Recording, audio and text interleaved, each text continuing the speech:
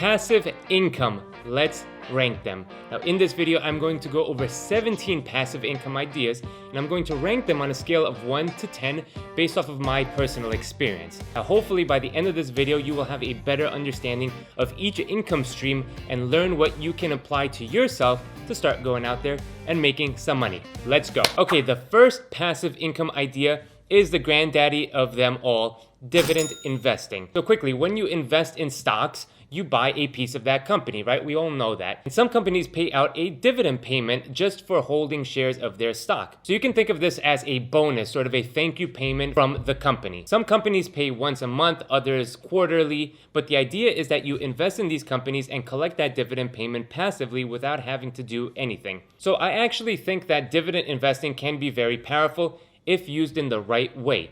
But I don't think many people fully understand dividend investing. See, many people look at stocks that pay a high dividend without factoring in the rise and fall of the stock price. Many times you won't see any growth with high dividend stocks because it's a more established company and the company has decided to pay a dividend instead of using their money for further growth of the company, okay? So a lot of the times dividend payments is a balancing act between the stock price and the dividend payment. A lot of the times the dividend payment is balanced out by the stock falling in price, something very important to keep in mind. Also, it will depend on your age. See, the idea is to build your wealth over your lifetime, and that means reinvesting your dividend payments back into the market, which will lead to compound growth. If you take the dividend payments and spend it on coffee and donuts or whatever, then I think it defeats the purpose of this type of passive income. What you want is to have enough money so that the dividend payments pay for your lifestyle in full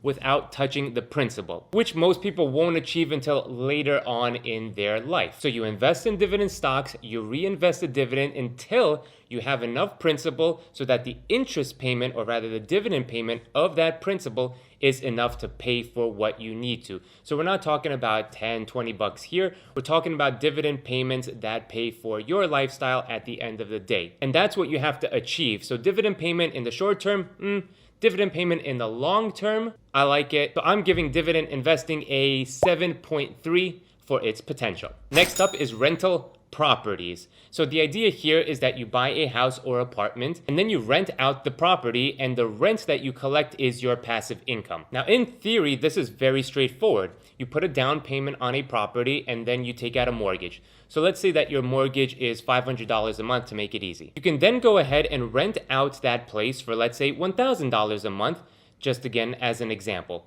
So you just made a $500 profit. And you can think of that profit in percentage terms based off of the money that you initially invested into the property. Now here are where things get tricky. You also have to add in taxes and fees associated with the property, right? You'll need to factor in repairs that inevitably will come up. You need to deal with tenants and, what if they don't pay? Now all of these might seem like, hey, it's a negative outlook on things. But from where I stand, I don't see the dollar signs just yet. I see headaches, at least in my mind. Not to mention, if you can't make at least 10% return off of that property when everything is said and done, then you might as well just put your money in the stock market. You'd get more appreciation on a good stock portfolio than you would collecting the passive income from the rent and having to pay out the mortgage, repairs, and all of the things that will come up. And also, nobody will be calling you in the middle of the night telling you that, I need to change a light bulb or something broke. Now look, you can build great wealth by buying properties and renting them out, and then using that passive income to buy more properties and grow that snowball. But for passive income relative to the amount of work that you need to put into it, I personally don't think that it should be on your list. At least it's not on mine. Buying rental properties should be about wealth accumulation and asset appreciation. Having that home or homes that you will eventually own go up in value. Now sure, at a certain point, you'll be paying off the mortgages and the income will be more and more of a profit. But again, that does take time. And in my opinion, this is more focused on the appreciation of the houses. So for building wealth over time, yes, passive income stream right now, not great. I'm gonna score this 6.3. All right, this is an interesting one, and it is something that I don't think a lot of people know about. and that is peer-to-peer lending. So there are platforms out there like Prosper, Lending Club, which allow individuals to lend to other individuals or small businesses online, earning interest on their loans, often at rates that can be favorable than the traditional banking products. So if you have money just sitting around in a savings account, for example, earning no return, then it might be time to flip things around and become the bank yourself, lending out your money. So I myself have never done this, to be honest, but quite frankly, it's because I just forgot about it. I have friends that swear by it. Now keep in mind that this also works the other way as well. If you need a loan for starting a business, this is a very popular way of getting some starting capital. Peer-to-peer lending used to be the sort of go-to place that you would go and raise capital before Kickstarter came around, right? Crowdfunding. So yeah, it definitely is interesting. I'm going to rank this 6.8. I might have given it a higher score if I had done it myself. But yeah, 6.8, I think it's pretty simple. You give some money out, you get more in return. Pretty good. The next passive income stream is going to be from creating online courses or ebooks. Okay, this is something that I have a little bit of experience with. So the concept here is that you put in the work up front to create these digital products, and then you sell them online and continue to sell them online as you sit back and collect that juicy passive income forever. So I built my online magic business off of the back of digital downloads and courses. So if you've ever seen magic on TV or Vegas, basically there are magicians out there who actually create those magic effects. So my company would film the magic videos and sell the explanation, a tutorial of how that trick was done and how to perform it.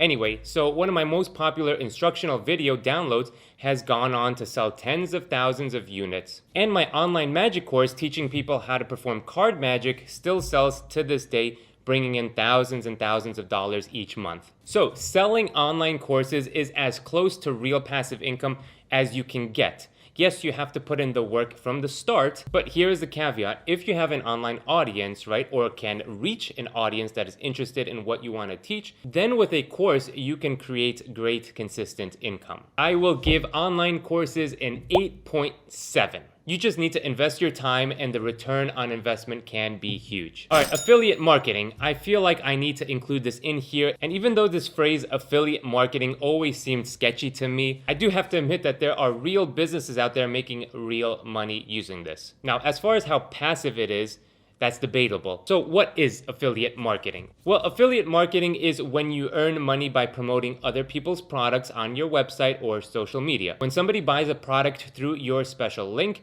you get a piece of that profit, which is called a commission. So you've probably seen this all over YouTube, right? Click the link below and buy my camera gear, right? From an Amazon link. Or sign up to this trading platform, get 2 free stocks. These are affiliate links and some people make a lot of money with them. Now here's the thing, in order to continue to make money with these affiliate links, you need to constantly promote them. You need to continue to make YouTube videos, write blog posts. Now sure, you can create the content once and then just sort of set it and forget it. But the fact of the matter is that this type of content that would usually promote affiliate links through have a short lifespan. So let me give you an example. Let's say you write an article, top 10 beach accessories that you need this summer. It's up there for a few days, a week, whatever, but then ultimately it will fade away into the abyss of the internet. Now, for this reason, I don't think that it's the best passive income per se. I think it's a good income stream, but for passive income, it's a little bit messy. I will give this a 5.5.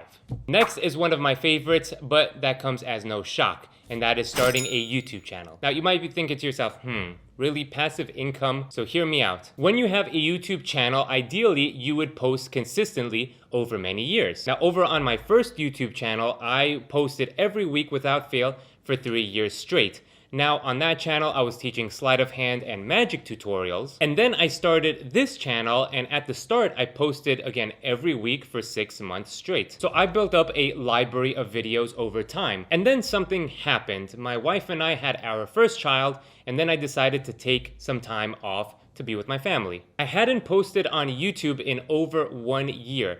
Yet YouTube was still paying me around $3,000, if not more, each month. Now this is about half of what I was getting initially when I was posting consistently, especially with the finance channel, but still 1 year later getting half the income without any new content, I think is pretty good. So yes, you do need to put in the work at the start, and yes, it is going to be a tough grinding process, and you might not be making any money for a long time. But I think if you are passionate about something, a YouTube channel could lead to not only income from the revenue from that YouTube pays you, but you could also expand into many different revenue streams. And a lot of those can be passive income streams for you as well. So with all that being said, YouTube channel, I put it up there. Again, not the best because it is a grind, but I'm gonna rank it a 7.6. Takes a long time to get going, but once you build it out, it is well worth it. Okay, so let's say you don't like to be on camera, all right? Don't worry, I got you covered. Next on the list, this is number 7, and that is going to be starting a blog or article website. So if you are good at creating content, writing articles, then you might find some value in starting your own website. Now, the advantage of this, again, is you can build up a whole library of articles on a specific subject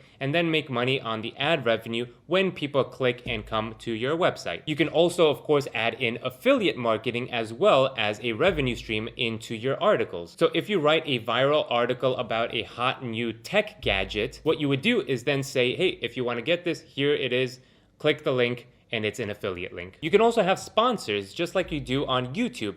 Now, of course, you need to be able to get the right articles in front of the right eyeballs, and that can be a tricky thing, especially to start. See, on YouTube, you have the advantage of YouTube search, which directs people to your videos long after they've been posted. The lifespan of blogs or articles might not be as long. So for the passive income side of things, yeah, you can build up the content and hopefully that can snowball into continuous passive income. So I am going to give this overall a 6.8.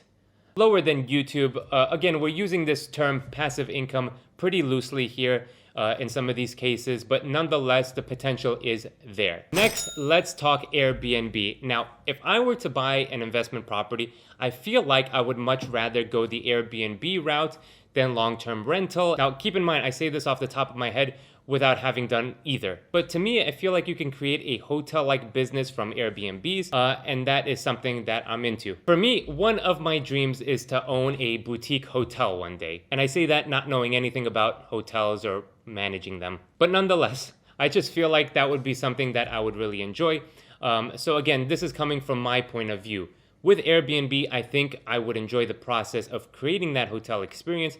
Plus, I believe that the returns that you make on Airbnb, at least from what I've seen, are higher than the traditional rentals, right? Again, you want a return of over 10%, ideally closer to 15% if you can get that, and then I think it would be worth it. Also, I like the idea of blocking off dates if you ever want to stay there yourself or have friends or family over. So the idea at some point would be that you have a bunch of Airbnbs in different cities where you enjoy traveling to, and then rent them out through Airbnb. You can, of course, get a manager to manage your properties, and then you have a place to travel to in each city. So I like that concept. I like the advantages of it over long-term renting. Now, I know I was a little bit harsh on the rental property score, but this to me is a little bit more fun. So for those reasons, I'm going to score this 6.9.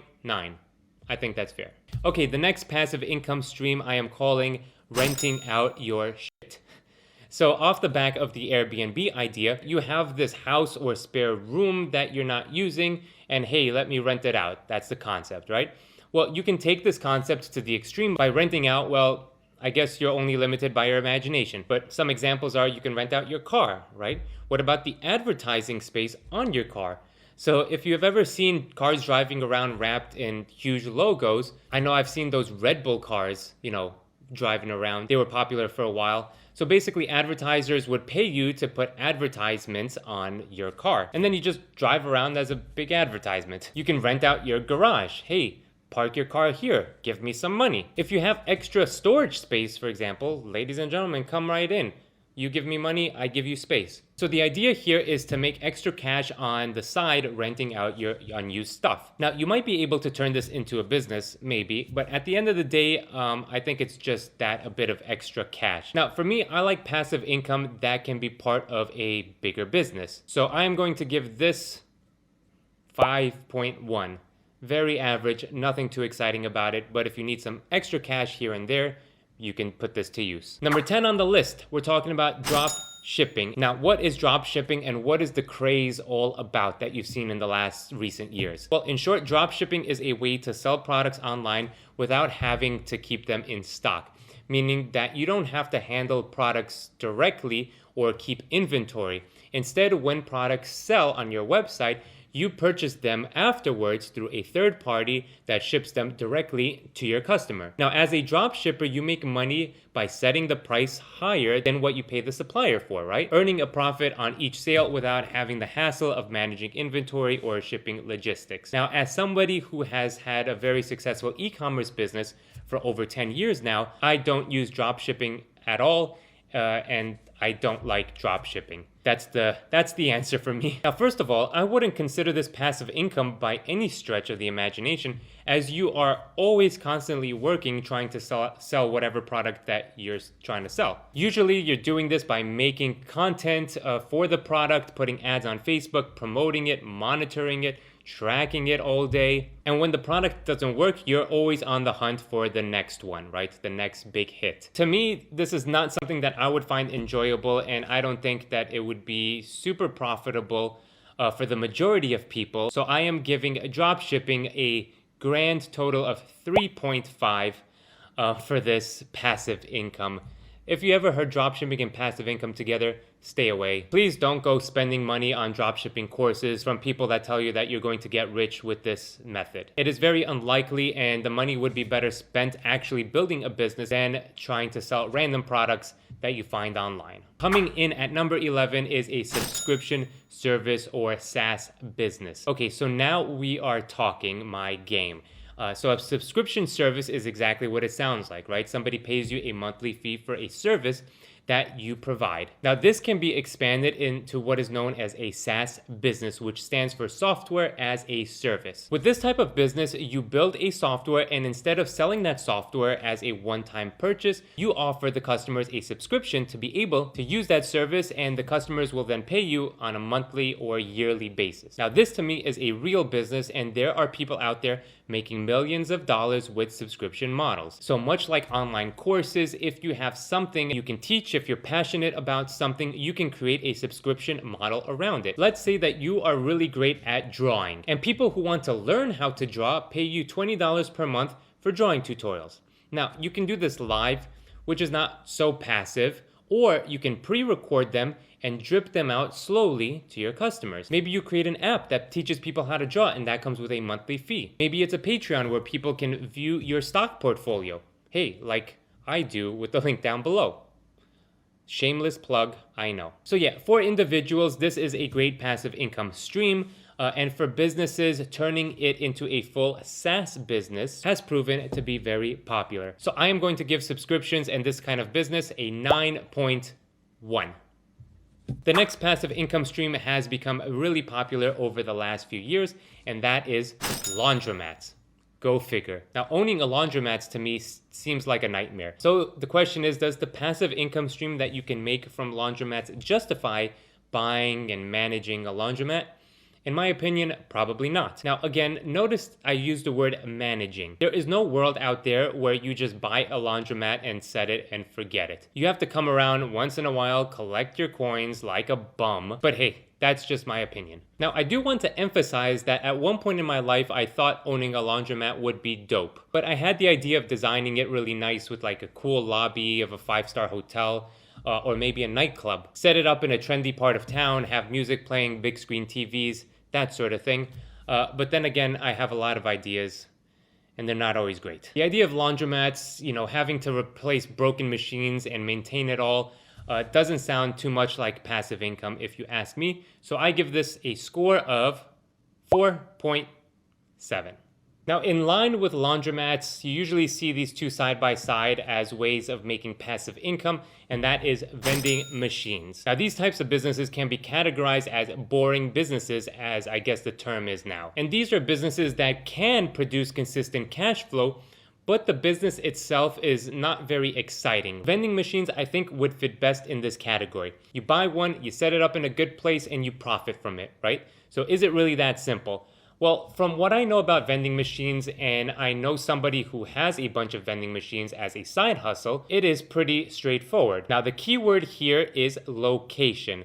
Much like a brick and mortar business, right? Vending machines need to be accessible. So think around motels or outdoor malls, college campuses, apartment complexes. Now, the work that would go into it is obviously you need to restock your vending machine when it's out of items. And the more vending machines that you have, the more that you will have to restock. So that, in my opinion, is a negative for passive income. But overall, I think this is not bad, certainly not as bad as a laundromat. So I will give this a 6.6. I like the idea of expanding, make profit with one and then use the profits to buy another machine.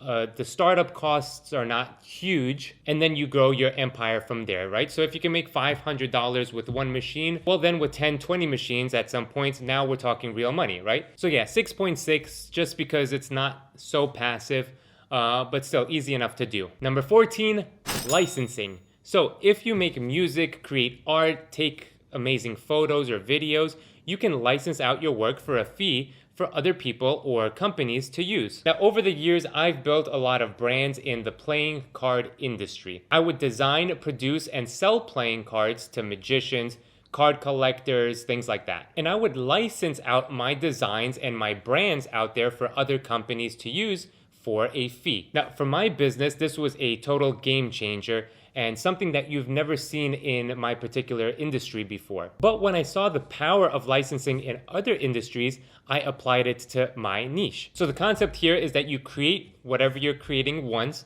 and it is something that you would do regardless, right? Because that's what you do in your business. And then on top of that, as a bonus, you license out your work. So in my opinion, as long as your sole focus is not on licensing, but rather on creating, and then you add in the licensing on top of that, then that is passive income, right? So you're not putting in any extra work or money. You are just getting paid passively for the work you're already doing. So this concept is cool. I give it an 8.1. All right, high yield savings accounts, CDs, bonds. I'm going to lump these next things all into one category. So the idea here, much like dividend stocks, you put your money into financial products that offer a return on your investment. Now, I think high yield savings accounts can offer anywhere from 1% to 3%. I know many firms, especially brokerage firms, offer you 3% return on your uninvested cash. This is compared to like a 0.02% return on your regular savings account in your bank, which of course is pathetic. CDs and bonds offer a little bit more, at least at the time of this recording, looking at 4 to 5%. So again, when you buy a bond, you are lending money to somebody, right? So treasury bonds, you're lending money to the government. Or if you buy corporate bonds, you are lending money to corporations. And then you get paid back your principal amount plus interest on top of that. So this is definitely an option if you just want to set it and forget it. Now, my only issue here is that even though, let's say, treasury bonds are the lowest risk that you can have, right, as an investment tool, 4% on top of your money is not a lot unless you have a huge amount of money as your principal to start with. Then 4% of a huge amount can be a considerable amount. But for most people, this is not the case. So yes, ideally when you retire, you throw all your money into a 4% return and live off of that. But if we're talking strictly a return on your investment, well, let's say the S&P 500 historically returns double that. So for that reason, yes, it is a passive income way of making money, but you can probably make more money, especially when you're starting off doing things like selling an online course, right? So I will give this a solid 6.6. A bit below dividends because you can over time have the appreciation of stocks as well with dividends, but overall minimal actual dollar amount returns if you don't have that huge, into the millions of dollars of principal. So that is my score, 6.6. I think it's fair. Number 16 is something not many people would think of when they think of passive income, and perhaps it's not in the traditional sense, and that is investing in businesses. In particular, businesses that already exist that in return will create cash flow for you. Now, this comes from the concept of those boring businesses that we spoke about. Not very exciting, but they produce cash flow each month. Now, this is something that Codie Sanchez advocates for all the time, and that's buying these boring businesses, and what you are actually buying is that cash flow that that business produces. It's a great model. And her YouTube channel is full of very insightful pieces of information definitely go check out her channel. So you can buy these businesses outright, or you can invest in them, becoming a part owner or silent investor. Your investment should then create a passive stream of income for you the more that the business grows and the more cash it makes. Now, when you take a step back, this is just like investing in dividend companies, right? You buy a piece of the company and then you get to share in the company's profits. But here's the thing, with a public company, you'll never be able to buy 20% of that business or 50% of that business. With smaller companies, you can, and therefore you would make much more money on a cash on cash return than you would with dividends any day. At least that's the goal. So I like this concept. The work that you would put in the start would be to find the good businesses, but once you invest in them, then you get to take part of that money coming in. I will score this an 8.5, a very solid way to make money and a pretty good passive income stream if done right. Number 17 on the list is probably my favorite way to make passive income, and in my opinion, it is the closest thing to free money that you can get. This is why I will score this next one a 9.5, and that is selling options, and in particular, covered calls. Now, this video has been long enough, so I appreciate you watching, and if you want to explore more on selling options for passive income, you can watch this video right here. Trust me, if you did not know about this, it will change your world as it did mine. And if you didn't know about option selling, well, give it a watch anyway. Who knows what you will learn. Thank you all so much for watching, and we will see you on the next video. Pandrea out.